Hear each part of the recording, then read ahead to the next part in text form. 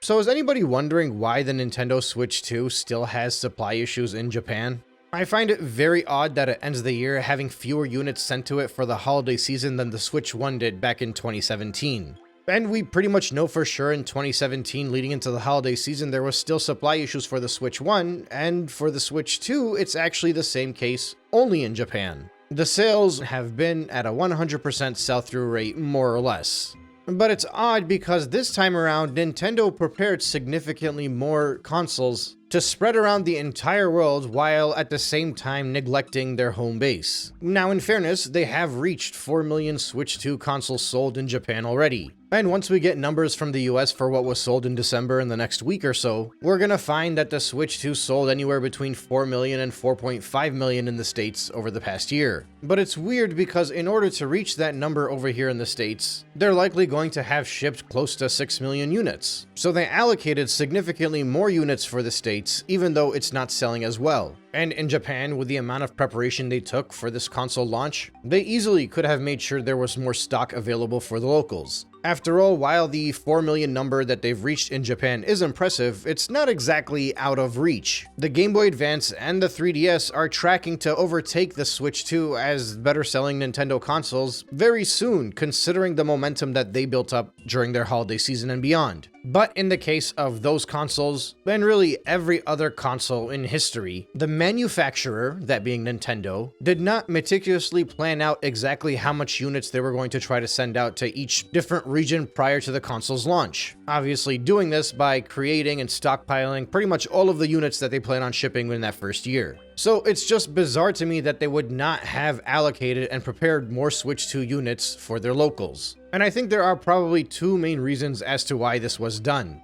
Obviously, the first one, I don't think that they anticipated that the Switch 2 would have such a hard time moving off of shelves in the Western markets. My assumption is what we've seen in Japan throughout the console's lifespan so far, and especially through the holiday season and even now in January, is more or less what Nintendo expected going into the launch of this console. They pick and choose how many units they want to send out, and those are the units that get sold pretty much immediately. They frequently give a healthy dose of stock as the year goes on, but naturally it sells out quickly because there are more than 3.5 million fans in the States alone that would have bought this thing if it was something that was popular, and I expect that Nintendo thought it would be more popular. But you'd think that maybe at some point Nintendo would have pivoted. They might have realized that the stock situation in Japan is much worse and maybe provided more stock for their locals. But obviously they kind of walked themselves into a corner. I don't know how many Switch 2 consoles were manufactured and boxed away ahead of time, but it's entirely possible that they had already packaged and made all of their local Japanese-only Switch 2 consoles prior to June of 2025, meaning even if they noticed the lower sell-through rates in the Western markets, they couldn't really just adapt and send them over to Japan. But even if they could, it would be very problematic.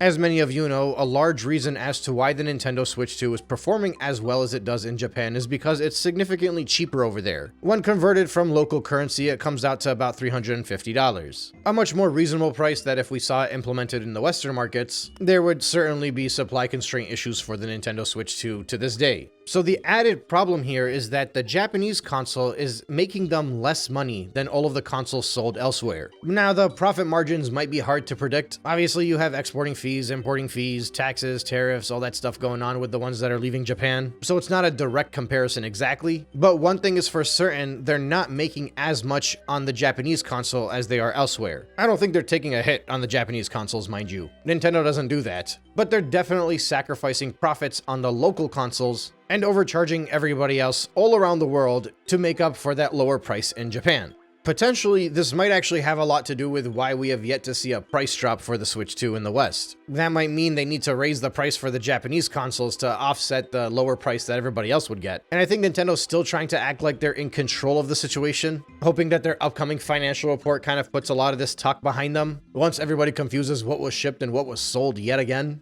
But as I've stated in previous videos, and I will no doubt go into detail again in future videos, this is the last quarter they can get away with that because now we know for certain, without a doubt, there was significantly more consoles shipped worldwide everywhere, specifically prior to the holiday season in hopes that those consoles would all be moved during the holiday season. And we've seen all those drop-offs on a worldwide scale with holiday sales numbers not meeting expectation, discounts and price drops everywhere. So now we know that even if the Switch 2 comes back on the quarterly reports in February and it says that they've shipped out 15 or 16 or even 17 million, we know that Japan will have roughly 4 million of that, the US market will have between 4 and 4.5 million of that, and given past market trends and the fact that the Switch 2 is still actually doing better in the States and in Japan than it is doing elsewhere, no matter what that ship number says for Europe and the rest of the world, if I'm being generous to Nintendo, the Switch 2 will at best be at 13 million consoles sold through to customers worldwide, no matter how high that ship number looks. Right, because logically there is no way that Japan and US do not make up 60 to 66% of this console. That would just make absolutely no sense. So I think Nintendo kind of put themselves in a very rough position here, because now they have a few choices. On a worldwide scale, they're not going to ship out that many units from now until March 31st. It kind of depends on where the numbers sit once the February numbers come, but if it's closer to 15 million, they can probably get away with around 1 million or so around the rest of the world outside of Japan. But if they end up hitting 16 or 17 million, and all these nations all around the world are just sitting on leftover holiday stock, not many of them are going to be making any orders. So this very likely means that if Nintendo plans to hit its forecasted target of 19 million units, Japan is going to have to grab the bulk of it. And it'll sell in Japan. No matter what, Japan's market is behaving exactly as the market behaved everywhere in the world for the PlayStation 5 and the Xbox Series X, and even the Switch 1 in its first year. Most people, prior to the launch of the Switch 2, anticipated that it would be a difficult console to get for at least the end of the holidays, maybe even the first year entirely. That's exactly what's been happening in Japan, it's what's going to continue to happen in Japan, and it's what should have been happening worldwide. So I don't think it's too much of a stretch to say that if Nintendo wanted to ship out 3 million units from now until March 31st to Japan, they would easily be able to do 1 million a month over there. But again, that would be pretty problematic. Because the last thing Nintendo wants right now is for their shareholder meeting to reflect that Japan is the only place that actually wants the Nintendo Switch 2.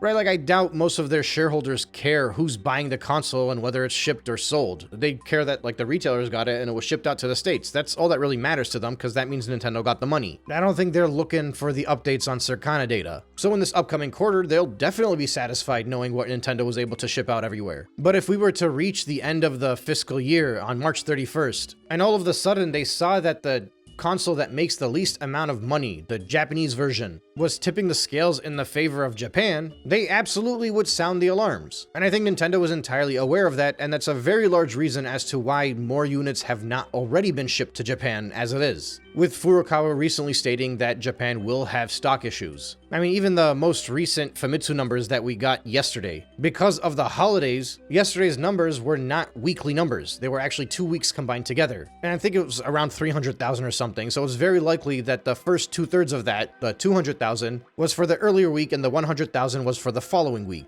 So that tells me we could very much be in a very similar situation as we were prior to Japan starting to get more stock finally for the holidays, where Nintendo slows things back down into a drip feed again for the Japanese customers, just to kind of keep things at a good pace with the rest of the world. Because if they don't do that, then within a month, right, by the end of January, the Switch 2 will be doing better in Japan than it's doing in the States. And that's a sign of failure considering they've sent significantly fewer consoles to Japan than they did to the States, and obviously since the Japanese market just does not make them as much money as the US market does. As a matter of fact, I think the last time a console's Japanese numbers were higher than what was done in the US, specifically in a console's launch year, was the Nintendo 3DS, selling more in Japan than they did in the US by the end of their first holiday season. Then obviously, we know how the 3DS launched. It started off as a failure, redeemed itself, and it ended up pretty much underperforming when you consider on either side of the 3DS you had the original DS, which is at 155 million, and now the Nintendo Switch, which is also at 155 million. So the 3DS effectively sold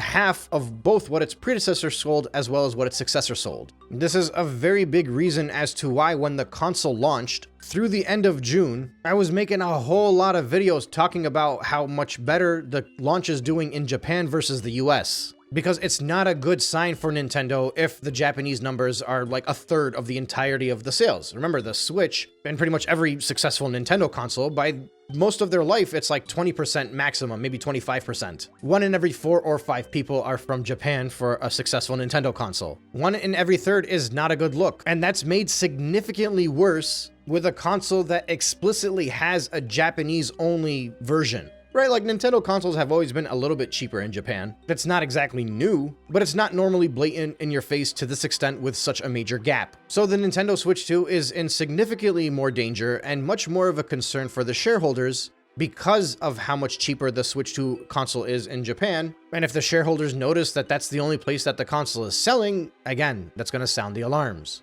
And ultimately, I believe those are basically the two reasons why Nintendo has not allocated more units to Japan. On one hand, they cannot, because that just wouldn't balance the books. They'd be selling the cheaper version without selling enough elsewhere to meet the financial targets that they've set for themselves. And on the other hand, I think they definitely expected that the rest of the world would be selling out in the same way that it sold out in Japan. And I actually think there's clear proof of this. Obviously, it's logical. Like I said, most of us, prior to the launch of this thing, we expected the first year it would be selling out. The patterns that we're seeing in Japan is exactly what all of us had expected after the launch of the PS5 and the Xbox Series X, and even to the same extent roughly with the Switch 1 leading to its first holiday season. But the other part of it can actually be seen very clearly in the patterns of the bundles. So, as we all know, the Nintendo Switch 2 so far has only had two bundles. It was the Mario Kart World bundle and the Pokemon bundle. In the US, the Pokemon bundle just kind of came and went very quickly. That caused a lot of people to assume that Nintendo was just like, hey, like, more people are interested in the Mario Kart bundle, let's just sell that one only and cancel everything Pokemon related.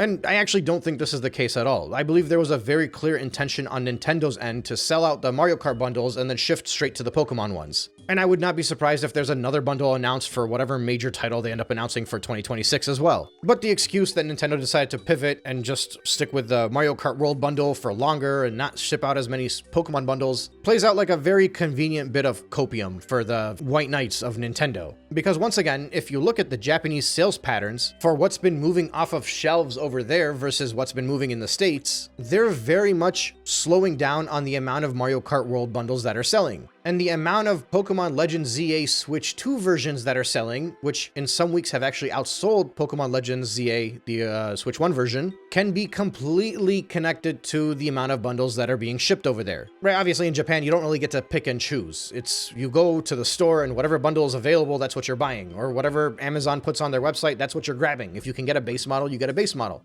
If you get a Mario Kart World bundle, you get a Mario Kart World one, and if you can only get a Pokemon, that's all you're getting. And Famitsu's weekly numbers, they include games sold even if they're bundled in. So naturally, on the weeks where more Switch 2 units are shipped out, the games that are bundled in the most will do better. And ever since Pokemon Legends ZA has come out, we've seen the exact pattern that you would have expected in the West when they started announcing all of these bundles in the first place, and they said that Mario Kart 1 would only continue until the end of the fall. Gradually, the Mario Kart World attachment rate to the Switch 2 in Japan has declined week over week ever since the launch of Pokemon, while the Pokemon Legends ZA Switch 2 edition has increased on attachment rate week over week in Japan, and somewhat of a bit of a clean transition. Once again, showing us that what's happening in Japan is exactly what pretty much everybody anticipated and predicted, especially when they announced the new Pokemon bundle and we knew that they would be discontinuing the Mario Kart 1. We knew that before launch, right? We expected we'd hit October 15th, the Mario Kart World bundles would slowly decline and the Pokemon ones would slowly incline, and it would just be those for the next, whatever, 3 or 4 months until Pokemon gets discontinued. But that didn't happen anywhere else in the world because of how much stock that Western markets have been sitting on since the console launched, with most retailers all around the world probably still sitting on Mario Kart World bundles that they ordered back in July, as well as whatever additional consoles they decided to add to the mix going into the holiday season, because I'm guessing at that point they expected surely that's when the consoles would move when they naturally did not. But in Japan, no, it's going exactly as you'd expect. Like Nintendo, clearly they knew exactly what they were doing. It's a very clear defined pattern, and you can see that pattern in Japan. They had a threshold for exactly how much they wanted to sell, how much they wanted to ship. They allocated the right amounts for the launch weeks of specific games. They wanted to make sure they crossed that 4 million for the U year, so they had the 4 million ready to go. It feels very planned out and very intentional in a way that we only saw on a worldwide scale in those opening 4 days. Right, like in those first 4 days, they shipped out 1.1 million to the States specifically, because they knew that that would mean that its opening launch weekend, it already surpassed the PlayStation 4, or was it the PS5? Whatever one of those had the record. And likewise, on a worldwide scale, they shipped out exactly 3.5 million units on that opening weekend, because that would mean in its opening weekend, it already surpassed everybody else's first month. Keeping in mind that every other console in history was supply constrained because none of them stockpiled and tried to manipulate the system to this extent. And I think outside of Japan, it's very clear that that's the last time they had true control of the situation. And I've said this before, I think their plan by the end of June, because they expected the console to continue to sell out like it did in its first 4 days, their plan was to be like, hey, June 1st, we have passed 5 million units sold through to customers. But they couldn't do that. So that's why they had to be like, hey, we've sold 6 million units in 7 weeks. Such an arbitrary number of units sold and an arbitrary number of weeks. In actuality, it should have been like, hey, we've sold through to customers in the first month 5 million units, but obviously that didn't happen. And it's no coincidence that since then they have not provided sold through units because they don't have control of the situation anymore. I think maybe if the consoles were selling out through the holiday season, they would have sent a tweet by the end of the year being like, hey, we've reached 15 million sold, or even if it's like 13 or 14 million sold. But they couldn't because in pretty much every single market, the console sold fewer units than anybody could have possibly anticipated, so they don't have a threshold. There's no line that they cross anymore. Now all they can do is just talk about sell-in numbers in a much quicker way than they ever did with any other console. Normally we'd at least know when the sell-through happened to reach like 10 million. But instead all we got from Nintendo is 6 million units in 7 weeks, and this was done before like the 6-7 meme became a thing, so I don't think they did it for that reason. Or, you know, maybe there's a conspiracy that Nintendo's 6 million units in 7 weeks is what eventually led to the 6-7 meme.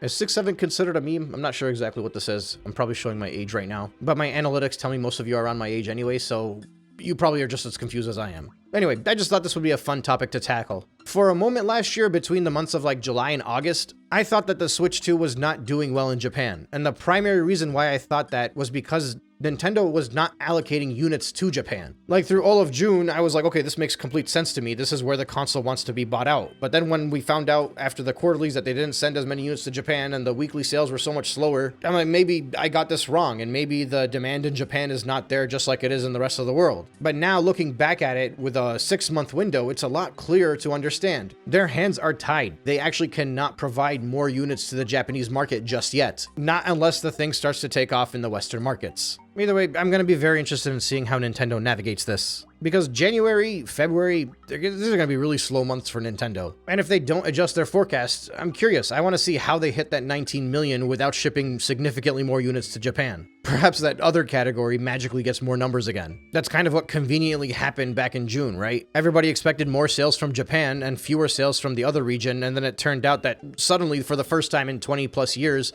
Famitsu had made a mistake, and the Switch 2 still sold on a worldwide scale the number they had expected, but instead of the numbers in Japan being what Famitsu had predicted, it was knocked down and the other numbers were higher. And maybe that happens here too. Is that a conspiracy? Absolutely. But I don't trust corporations. And I'm sure there's a very legitimate and legal way for them to allocate things as necessary if needed. In any case, this will be fun to keep an eye on. I love how well the Switch 2 is doing in Japan, because that's a very clear sign of just how bad it's doing elsewhere, and hopefully that means it will force Nintendo's hand to do something to solve this whole situation. And ideally that something will be along the lines of a proper price drop as well as a backtracking on some of their predatory price gouging with the prices of their games and all of their upgrade packs and whatnot. In any case, that's all I got for right now. Thank you so much for listening, and I will catch you on the next one.